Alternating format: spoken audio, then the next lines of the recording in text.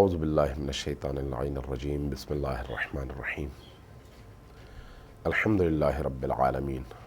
والصلاة والسلام علی جمیع الانبیاء والمرسلین قال اللہ تبارک و تعالی فی کتابہ المجید وهو اصدق القائلین وقولہ الحق بسم اللہ الرحمن الرحیم یا ایہا الذین آمنوا استجیبوا للہ وللرسول اذا دعاکم لما یحییکم۔ آداب زندگی کے مختلف موضوعات کے حوالے سے آج ہم بات کریں گے بچوں کے حوالے سے ادب کیا ہے، آداب کیا ہیں، ہمیں کیا کچھ بتایا گیا ہے کہ ہم بچوں سے کس طرح کا سلوک کریں۔ انتہائی اہم موضوع ہے یہ، بچوں کی نفسیات کو سامنے رکھتے ہوئے، بچوں کے اندر موجود استعداد کو سامنے رکھتے ہوئے، بچوں کے اندر موجود ان صلاحیتوں کی پرورش اور پروان چڑھانے کے حوالے سے جس انوائرمنٹ کی ضرورت ہے اس انوائرمنٹ کو سامنے رکھتے ہوئے کہ بڑوں کا رویہ بچوں کے ساتھ کیسا ہونا چاہیے۔ اس حوالے سے امام سجاد علیہ السلام کی ایک روایت پہلے میں عرض کروں آپ کی خدمت میں۔ یہ من لا یحضرہ الفقیہ کی روایت ہے۔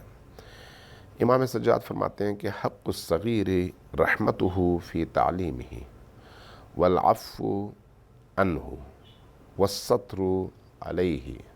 والرفق والمعونۃ لہ۔ بچوں کا حق اور بچوں کی تربیت کا ادب یہ ہے کہ سب سے پہلے تم اس کی پرورش میں، اس کی تربیت میں مہربانی کے ساتھ، محبت کے ساتھ، نرمی کے ساتھ پیش آؤ۔ دوسری چیز یہ ہے کہ اس کی اگر کوئی خطا ہوتی ہے، اگر وہ کوئی غلطی کرتا ہے تو نہ صرف اس کو جھڑکو مت، اس کو ڈانٹو مت، اس کو مارو مت، بلکہ اس کے ساتھ پیار کے ساتھ، مہر کے ساتھ، مسکرا کر، عشق اور محبت کے اظہار کے ساتھ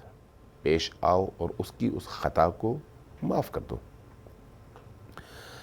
آگے فرمایا اور اس کی جو بھی خطا ہے وہ دوسروں کے سامنے بیان مت کرو، چونکہ وہ بچہ ہے، یہیں سے اس کے سیکھنے کا عمل شروع ہو جاتا ہے۔ اس لیے اس کی خطائیں، اس کے عیوب دوسروں کو نہ بتاؤ، نہ اس کے سامنے اس کا تذکرہ کرو اور نہ دوسروں کے سامنے اس کے عیوب کا تذکرہ کرو، بلکہ اس کے عیوب کو چھپاؤ، اس کے عیوب پر پردہ ڈالو۔ وہ جیسا بھی کرے اس کے ساتھ برداشت، تحمل اور صبر کا برتاؤ کرو اور اس کو اس کی خواہشات کی تکمیل میں، اس کے ارادوں کی تکمیل میں اس کو مدد دو۔ البتہ وہ ارادے، وہ خواہشات جو پازیٹیو ہوں، جو اس کے کمال کا باعث بنے، جو اس کے تکامل کا باعث بنے، جو اس کی بہترین تربیت کا باعث بنے۔ جہاں پر وہ خرابی کرنا چاہے پیار اور محبت سے اس کو روکو، لیکن زور اور زبردستی کے ساتھ ایسا کبھی بھی نہ کرو۔ رسول کریم صلی اللہ علیہ وآلہ وسلم کی دو حدیثیں امالی شیخ صدوق میں اور کافی میں بیان ہوئی ہیں۔ ایک حدیث میں رسول کریم فرماتے ہیں احب الصبیان وارحموہم، صبیان بچوں سے محبت کرو اور رحم کے ساتھ، رحمانیت اور رحیمیت جو اللہ کی صفات ہیں، اللہ نے انسان کے اندر بھی ترحم کا جذبہ رکھا ہوا ہے، یہ احساس رکھا ہوا ہے، اس سے کام لو اور بچوں کے ساتھ رحم کے ساتھ پیش آؤ اور محبت کرو، ان سے اظہار محبت کرو، ان کو یہ پتہ چلے کہ تمہیں ان بچوں سے محبت ہے۔ اسی طرح سے دوسری حدیث میں جو کہ امالی شیخ صدوق میں ہے، فرمایا وقروا کبارکم وارحموا صغارکم، جو بڑے ہیں، بزرگ ہیں، ان کے ساتھ توقیر سے، احترام سے، عزت سے پیش آؤ، ان کی قدر و قیمت کو خود بھی محسوس کرو اور ان کے سامنے بھی خاضعانہ لب و لہجہ اور ادب اختیار کرو۔ لیکن جب بچوں کی باری آئے ورحموا، ان پر رحم کرو، چونکہ وہ چھوٹے ہیں، ان کی عقلیں چھوٹی ہیں، ان کا بدن چھوٹا ہے، ان کی عمر چھوٹی ہے، ان کی سوچ چھوٹی ہے۔ آپ بڑے ہیں، اس لیے آپ نے بچوں کے ساتھ رحم والا سلوک کرنا ہے۔ امام صادق علیہ السلام کی ایک روایت المحاسن برقی میں یوں نقل ہوئی ہے، فرمایا کہ ای الاعمال افضل عندک، جب پوچھا گیا کہ یا ابن رسول اللہ کون سا عمل سب سے بہترین عمل ہے، تو خود امام صادق علیہ السلام نے حضرت موسیٰ بن عمران کا یہ واقعہ بیان فرمایا کہ حضرت موسیٰ بن عمران نے اللہ تبارک و تعالیٰ کی بارگاہ میں حاضر ہو کر پوچھا کہ سب سے بہترین عمل اے اللہ، اے ہمارے رب، تیری نگاہ میں کیا ہے؟ تو اللہ کی طرف سے جواب آیا، بچوں سے محبت۔ بچوں سے محبت اللہ کی نگاہ میں سب سے زیادہ محبوب عمل ہے، اور اس کی وجہ بھی بیان فرمائی، اس لیے کہ بچہ اپنی فطرت پر پیدا ہوتا ہے اور فطرت اس کی توحیدی ہے، اس لیے اللہ تبارک و تعالیٰ ان کو پسند کرتا ہے، اور اگر کوئی بچہ مر جاتا ہے تو اس کو اپنی رحمت کے ذریعے سے سیدھا جنت بھیج دیتا ہے۔ یہ بھی اسی روایت کا تکملہ ہے، اسی روایت کا آخری حصہ ہے۔ امام کاظم علیہ السلام نے فرمایا کہ اللہ تبارک و تعالیٰ کی قسم کھاتے ہوئے فرمایا، یہ روایت جو ہے یہ کافی کی روایت ہے، فرمایا ان اللہ عز وجل لیس یغضب لشیء کغضبہ للنساء والصبیان، اللہ تبارک و تعالیٰ کسی معاملے پر اتنا غضبناک نہیں ہوتا جتنا غضبناک بچے کے معاملے میں اور عورت کے معاملے میں ہوتا ہے۔ یعنی کسی خاتون پر اگر کوئی شخص ظلم کرے، زیادتی کرے، تو اللہ کا غضب جوش میں آتا ہے۔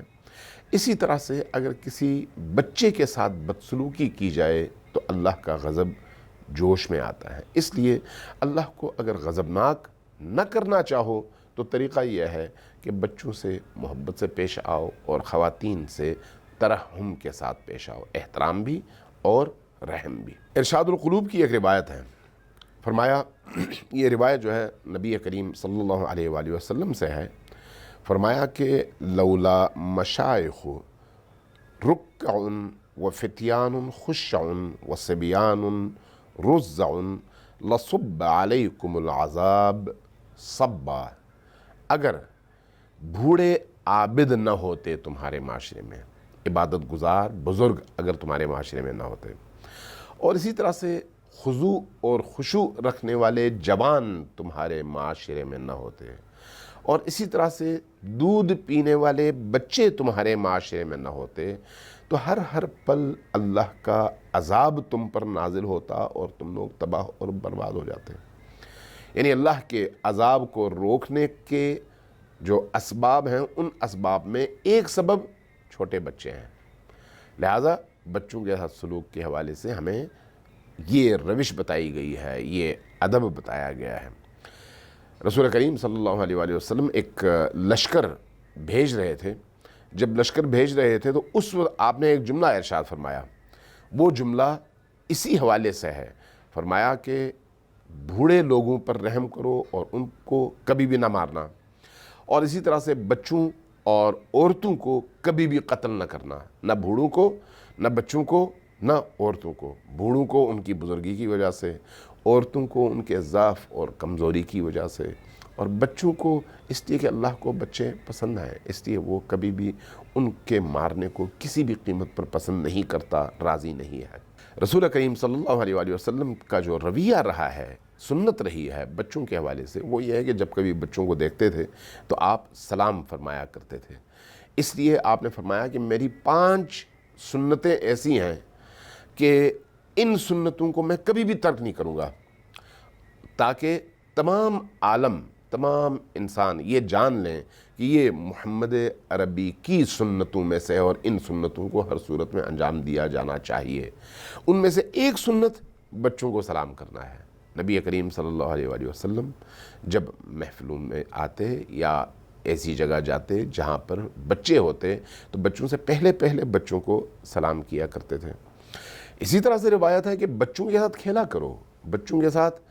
بچوں کی زبان میں بات کیا کرو، بچوں کی طرح سے حرکتیں کیا کرو، خود بچوں کے ساتھ۔ اس لیے آپ دیکھتے ہیں کہ امام حسن اور امام حسین علیہم الصلاۃ والسلام کے ساتھ نبی کریم کا رویہ ایسے ہی ہے. ان کو اپنی گردن پر اپنے کندھوں پر سوار فرماتے ہیں، ان کے لیے سواری بنتے ہیں، ان کو سوار بناتے ہیں، ان کے گرنے پر تڑپ کر اٹھتے ہیں اور ان کو اٹھاتے ہیں اور اپنے سینوں سے لگاتے ہیں، بچوں سے ان کی توتلی زبان میں بات کرتے ہیں،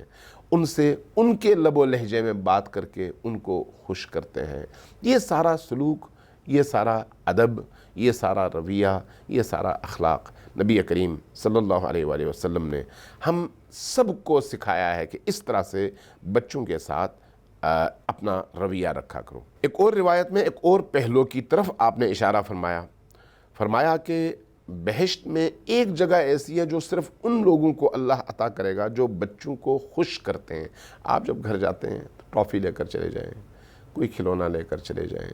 کوئی ایسی چیز لے کر چلے جائیں جس سے بچے خوش ہوتے ہوں. جب گھر جائیں تو بچوں کو اپنے سینے سے لگا لیں، بچوں کے ساتھ کھیلیں، بچوں کے ساتھ کودیں، بچوں کو اپنے آپ پر سوار کروائیں. ہر وہ حرکت، ہر وہ کام جو نقصان دہ نہیں ہے لیکن ان بچوں کو اس سے خوشی ہوتی ہے، وہ کام ضرور کریں جس سے ان کے دلوں میں خوشی کا احساس پیدا ہو. جب آپ یہ کرتے ہیں تو اللہ تبارک و تعالیٰ اس کے عوض بہشت میں وہ مقام دیتا ہے جو مقام کسی اور کو عطا نہیں کیا جائے گا. اسی طرح سے بچوں کی تربیت اور ان کی تعلیم کے حوالے سے بھی روایات آئی ہیں. نبی کریم صلی اللہ علیہ وآلہ وسلم نے فرمایا کہ جب کوئی شخص بچوں کو سکھانا شروع کرتا ہے تو سب سے پہلی چیز اس کو سکھائے اللہ کا نام، لا الہ الا اللہ. فرمایا جب بچے کو لا الہ الا اللہ سکھایا جاتا ہے تو سکھانے والے سے اللہ پھر حساب نہیں لیتا، اس کا حساب ہلکا کر دیتا ہے. روایت جو ہے یہ ہے معجم الاوسط کی 5ویں جلد ہے. فرمایا من ربا صغیرا حتی یقول لا الہ الا اللہ لم یحاسبہ اللہ عز وجل. جب کوئی شخص ایک بچے کو لا الہ الا اللہ سکھاتا ہے تو سکھانے والے اس معلم سے اللہ حساب و کتاب نہیں کرتا، اس پر رحم فرماتا ہے. اسی طرح سے جب کوئی شخص اپنے بچوں کی یا کسی اور کے بچے کی تعلیم اور تربیت میں اس کو بسم اللہ سکھاتا ہے تو اس بچے کے بسم اللہ سیکھنے کے نتیجے میں اللہ تبارک و تعالیٰ اس بچے کو، اس کے والدین کو جہنم کی آگ سے نجات عطا کرتا ہے. اب آپ اسی سے اندازہ لگا لیجئے کہ ایک بچے کی تربیت کے حوالے سے کس حد تک تاکید کی گئی ہے. رسول خدا صلی اللہ علیہ وآلہ وسلم کی روش یہ رہی. ایک روایت میں آپ کی خدمت میں عرض کرتا ہوں. روایت یہ ہے اور یہ صحیح مسلم کی پہلی جلد کی روایت ہے. امام مسلم نے یہ روایت بیان فرمائی ہے. فرماتے ہیں کہ ان رسول اللہ کان یؤتی بالصبیان فیبرک علیہم ویحنکہم فأتی بصبی فبال علیہ فدعا بماء فاتبعہ بولہ ولم یغسلہ. جب نبی کریم صلی اللہ علیہ وآلہ وسلم کی بارگاہ میں بچوں کو لایا جاتا ہے تو اس لیے لایا جاتا کہ نبی کریم کے ذریعے سے تبرک کیا جائے. تو وہ بچے جب نبی کریم کی گود میں ہوتے، بعض اوقات ایسا ہوتا تھا کہ بچے نبی کریم کی گود میں گود کو نجس کر دیا کرتے تھے، یعنی وہ پیشاب کر دیا کرتے تھے. جب ایسا ہوتا والدین تڑپ اٹھتے کہ بچے نے نبی کریم کی گود کو آلودہ کر دیا ہے، لیکن نبی کریم والدین کو روک دیتے، نہ چیخیں، نہ چلائیں، ایسی کوئی حرکت نہ کریں جس سے بچے کے دل میں خوف پیدا ہو. اور پانی منگواتے، آرام سے کپڑے کے اوپر ڈال دیتے، کپڑے کو پاک فرماتے اور پھر روٹین کے مطابق اپنا کام شروع کر دیتے. کیوں؟ کہتے ہیں یہ جو کپڑا ہے یہ پاک ہو سکتا ہے، لیکن جب تم چیختے ہو، جب تم ڈانٹتے ہو، جب تم اونچی آواز سے پکارتے ہو، بچے کے دل میں جو تم خوف پیدا کرتے ہو، اس کے اثرات بہت دیر تک باقی رہتے ہیں. اس حوالے سے بچوں کے ساتھ وہ سلوک کرنا چاہیے جس کے نتیجے میں وہ اپنی فطرت کے تقاضوں کے مطابق پرورش پائیں، آزادی کے ساتھ پرورش پائیں، اپنی تمام تر خصوصیات کو کھلانے میں، تمام تر خصوصیات کو پروان چڑھانے میں انہیں آزاد موقع ملے. یہ جو پابندیاں ہیں، یہ نہ کرو، وہ نہ کرو، ادھر سے روکو، ادھر سے روکو، ادھر سے مار کر، ادھر سے ڈانٹ کر، ان چیزوں کے نتیجے میں ان کی تربیت کے رستے، ان کے تکامل کے رستے، ان کی پرورش کے رستے وہ بند ہو جاتے ہیں. اس لیے ان تمام معاملات میں بچوں کو آزادی دی جائے اس طرح سے کہ جہاں نقصان کا خدشہ ہو وہاں پر ان کی توجہ ہٹائی جائے،